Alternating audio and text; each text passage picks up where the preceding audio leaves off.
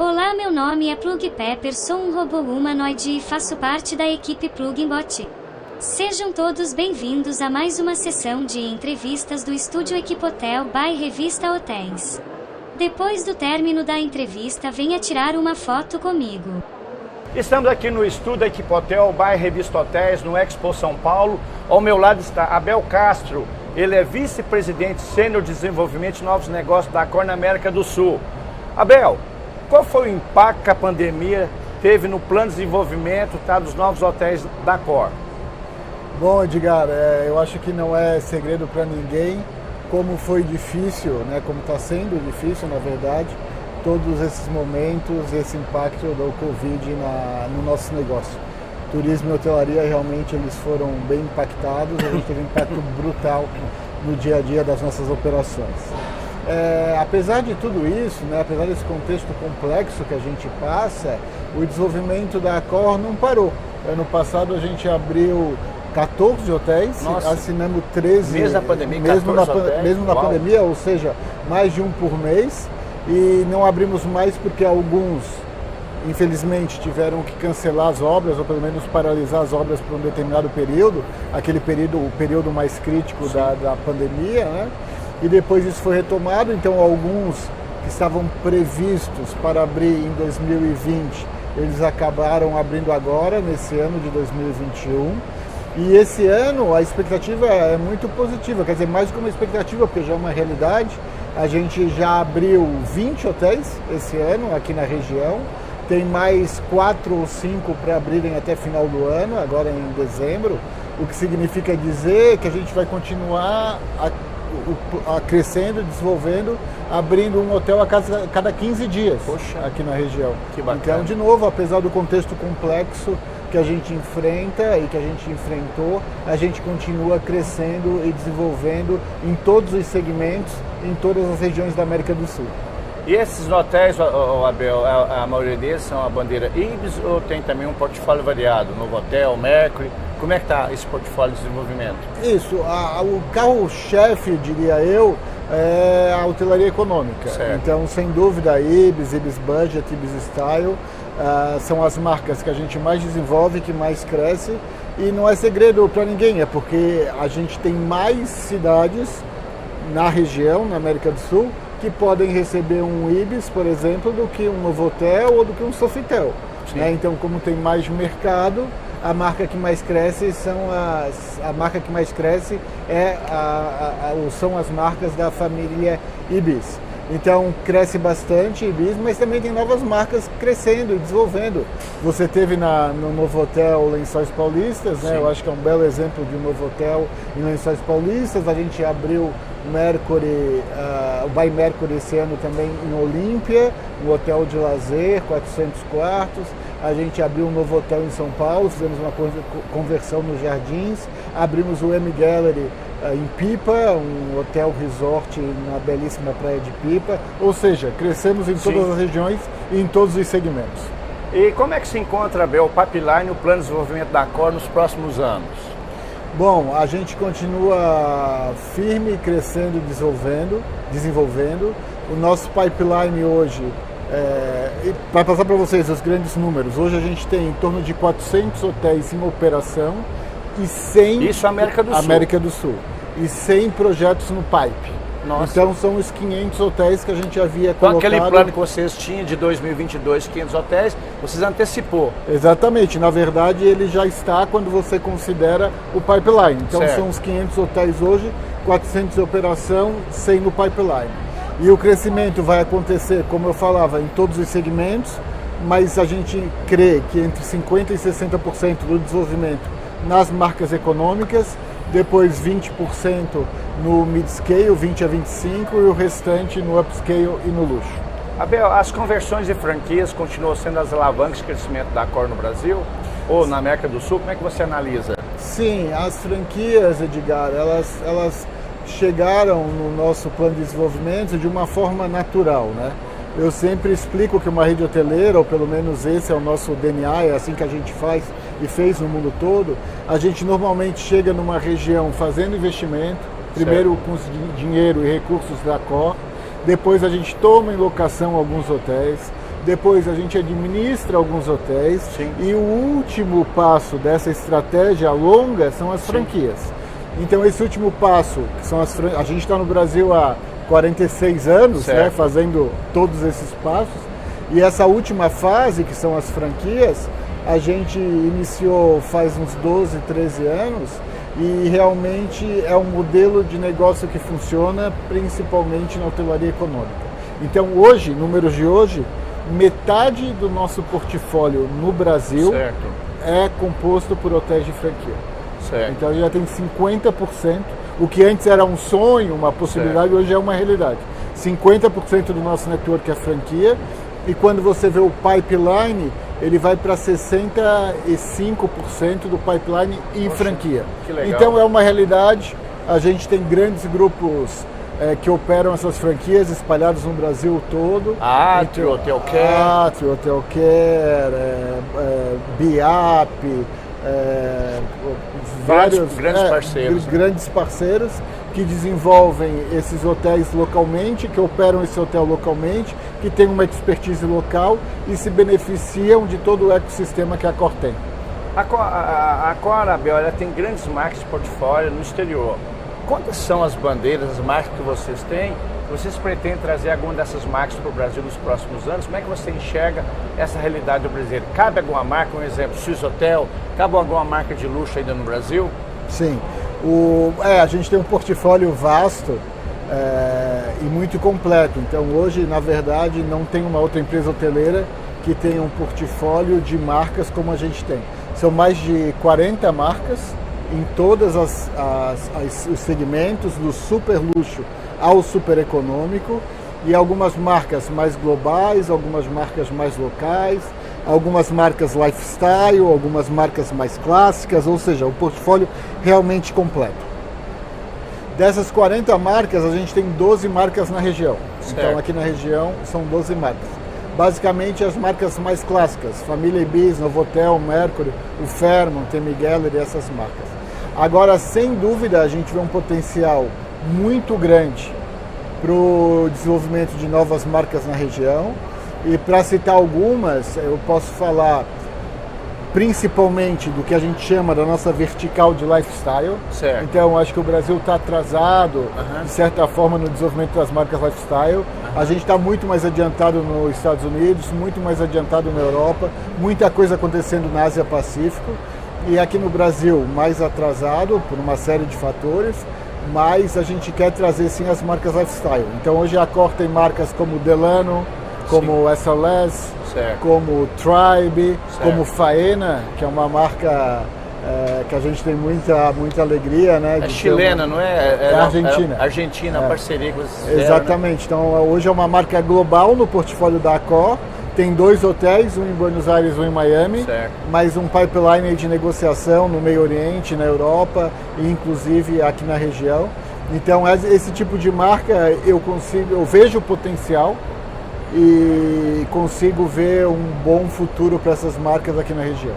Abel, as cidades secundárias e terciárias, principalmente as cidades polos, tá, do agronegócio, citando Lucas do Rio Verde, Rondonópolis, Primavera do Leste, está no radar de vocês? Como é que vocês estão enxergando essas grandes regiões polo agrícola, do agronegócio? É a bola da vez? Como é que vocês analisam? O Brasil é impressionante, né? Quando você vê o potencial dessas cidades secundárias e terciárias em todo o país, é incrível, porque cada cidade tem a sua economia. Ela acontece muitas vezes localmente e gera a demanda. Essa demanda vem local, regional, nacional. Então você não tem muito turista internacional nessas cidades, mas você tem uma forte demanda presente local, né? Então, por exemplo, Primavera do Leste, que é uma cidade que você citou, é um grande polo de desenvolvimento de soja, de agronegócio, a soja bombando, os preços altíssimos, o que faz com que a cidade seja muito rica, com muito desenvolvimento, muito investimento. Inclusive a gente assinou um IBIS lá. Assim começou o Rio, onde vocês têm também uma unidade. Como também, a gente está fazendo essas cidades, eu gosto de uma em particular, que é Araxá, que você sabe, Sim. onde a gente vai ter um Ibiza Style. Araxá, por exemplo, está tendo investimento da McCain, numa primeira fábrica de batata, né? A McCain do Brasil vai ser em Araxá, um investimento de mais de 100 milhões de dólares para criar mais de 150 empregos direto. E esse tipo de desenvolvimento é que traz a demanda. Sim. E quando vem a demanda, a gente precisa oferecer os hotéis. Então, esses hotéis, essas franquias em cidades secundárias e terciárias estão absolutamente alinhadas com a nossa estratégia. Então, Edgar, até para resumir a estratégia para você, grandes hotéis, hotéis de luxo, praticamente nas grandes cidades, certo, com uma operação direta da Accor. Ok. Hotéis menores em cidades secundárias e terciárias, normalmente marcas econômicas, em franquia. Ok. Na sua opinião, Abel, quais são as grandes dificuldades, os gargalos que tem no Brasil para desenvolver hotéis? Porque nós não temos linha de crédito de banco. Aí a gente acaba desenvolvendo hotéis através do modelo condotel, ou agora que tem em voga, multipropriedade. Quais são os principais gargalos que você analisa? Quando a gente compara as oportunidades de desenvolvimento num país como o Brasil, comparando com outros países da Europa e dos Estados Unidos, é muito difícil, muito duro de comparar, justamente pelo seu resumo, as linhas de crédito, financiamento. Então, o famoso funding da hotelaria, que de certa forma é abundante em outras regiões do mundo, aqui você sabe que é difícil. Então mesmo agora, né, as taxas de juros baixas como estavam, quando você vai buscar um financiamento de longo prazo, que é o que um hotel precisa, de 15, 20, 30 anos, ele simplesmente não existe. Né? Não, e as garantias são absurdas. Garantias absurdas, taxas altas, e não existe. Hoje, se você quer fazer, você praticamente não existe. Você tem que ir para bancos de fomento, como o Banco do Nordeste, em algum caso, e o BNDES, mas aí tem outros problemas que é a burocracia e que normalmente atrapalha muito esse desenvolvimento. Mas o grande ponto é muito difícil desenvolver os hotéis aqui no Brasil. Hoje a gente tem 325 hotéis em operação no Brasil, então posso falar que a gente tem uma expertise grande nisso, mas também reconheço que é muito difícil de fazer, e por isso que tem toda essa criatividade brasileira, né? Então, os flats, o condotel, agora, de certa forma, uma adaptação do fractional, que é uma multipropriedade aqui no país. São sempre formas diferentes, que eu falaria, formas não óbvias de desenvolver e que a gente teve que aprender a fazer aqui no Brasil. Abel, para enfrentar a pandemia da Covid-19, a Accor criou uma série de produtos, protocolos, segurança, novos modelos, digamos, para você dar o bem-estar, o conforto para o hóspede. Quais foram os resultados alcançados com essas ações que a Accor lançou? O que acontece, Edgar, é que chegou lá no dia 15 e 20 de março do ano passado, basicamente nossos hotéis ficaram vazios. Né? Em uma semana foi todo mundo embora dos hotéis, nenhuma reserva aconteceu, todas as reservas foram canceladas, o que fez com que a gente tivesse que repensar modelos, repensar o nosso negócio. A gente sabia que ia demorar para a demanda voltar, para as pessoas viajarem, as cidades em lockdown, nenhum motivo para viajar, todo mundo dentro de casa, e a gente então saiu criando produtos. Coworking, exatamente, criando produtos para você estimular as pessoas a visitarem o hotel. Então, um dos produtos que a gente desenvolveu é o que a gente chama o Wojo, que é o nosso coworking. Então já tem na Europa, a gente trouxe para o Brasil. É um grande sucesso, hoje a gente já tem mais de 100 pontos de Wojo nos nossos hotéis. Isso em termos de Brasil ou América do Brasil, Sul? Aqui no Brasil. Tudo isso, tudo 100? No Brasil. Porque, começou ano passado, já tem 100? Porque é muito rápido. Por quê? Porque a gente já tem a localização. Sim. A gente já tem as melhores localizações das cidades.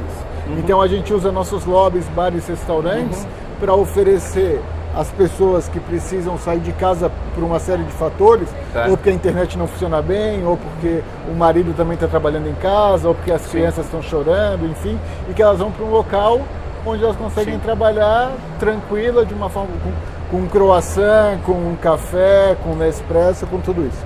Então, bom, o Wojo é um grande sucesso, foi lançado há menos de um ano, a gente já tem mais de 100 operações hoje. Outro desenvolvimento mais recente foi o Co-Living by Accor. Então, nesse Co-Living, a gente está buscando atrair para dentro dos nossos hotéis uma demanda de long stay, ou Certo. seja, more no nosso hotel, Sim. você faz um contrato e você vai lá, você tem um quarto, não precisa pagar luz, não precisa pagar IPTU, não Conforto, precisa, comodidade, não segurança. precisa passar internet, não precisa pagar nada mais. Se Sim. quiser ter um café da manhã no Sim. lobby e você já está tudo incluído no preço. Então Que bom. você mora num hotel com os preços muito mais adequados ao mercado imobiliário Sim. do que propriamente ao mercado hoteleiro, contratos de longo prazo.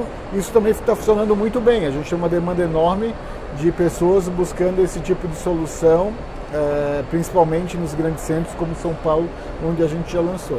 Ou seja, a gente também, para falar mais um ponto, a gente foi buscar parcerias com até empresas de logística. Sim. Porque você sabe que o last mile hoje é muito importante, sim. né? As pessoas querem estar, as empresas querem estar próximo das pessoas para entregar. Então tem empresas de logística hoje que estão usando os nossos hotéis como base para essa distribuição. Que ótimo. Né? Ou seja, a gente teve que ser criativo, sair do que a gente chama feijão com arroz, ou seja, daquela só questão de vender apartamentos para clientes ou evento para clientes. Reinventou o negócio. E reinventar. É isso que os nossos investidores, né, eles esperavam da gente. Eu acho que a gente teve uma reação muito boa, apesar de todo mundo trabalhando em casa, em home office, se encontrando muito pouco, a gente aprendeu a trabalhar assim e funcionou muito bem. E finalizando nossa entrevista, como é que você está enxergando a retomada da hotelaria? Chegou o momento do brasileiro descobrir o que o país tem a oferecer? Sem dúvida. A gente está muito feliz com isso. O brasileiro está viajando pelo país. A gente vai nos nossos hotéis no Nordeste, por exemplo, estão cheio de brasileiros, né?